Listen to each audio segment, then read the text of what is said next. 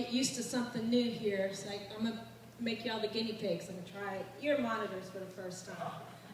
So y'all get to be my guinea pigs. I want to thank the pastors so much. Thank you, Pastor Dave, for inviting me to come here. It is truly a blessing to be able to be amongst God's people. It really is. I don't care what part of the country I'm in.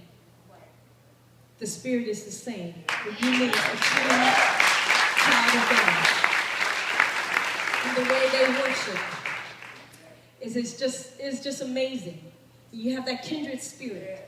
And as I rode in the car with Pastor Dave yesterday and Brother John on the way here, it's so nice that when you come to a city that you've never been to, and you meet people at an airport that you've never met before, and you have to take a 2-hour drive. It is awesome when that kindred spirit is there and you're able to just talk about the Lord and the time flies. There's no awkwardness. It's just awesome. And I really appreciate that. He was telling me some of the things that they do in ministry here, and he was talking about the kids and how, they had responded to him over at the school, and I said, you know what? They sense that love of Jesus that's in your life. And when people see the true love of Christ in you, they're drawn to that. That's what makes people want to become a Christian. And when they don't see that, it makes them question, why would I want that? Why would I want? They want something that's different. They get the other things in the world all the time, every day, at work, everywhere they go. But it's unfortunately rare when they run into someone who has that love of God in their life. As he said, I've been with Brother Swiger's ministry for 23 years, so do not start counting to figure all that out. I had my daughter Bonnie when I was 5, so we'll go there. And while I was there, I tell you, I learned so much. And I appreciate the schooling that the Lord gave me.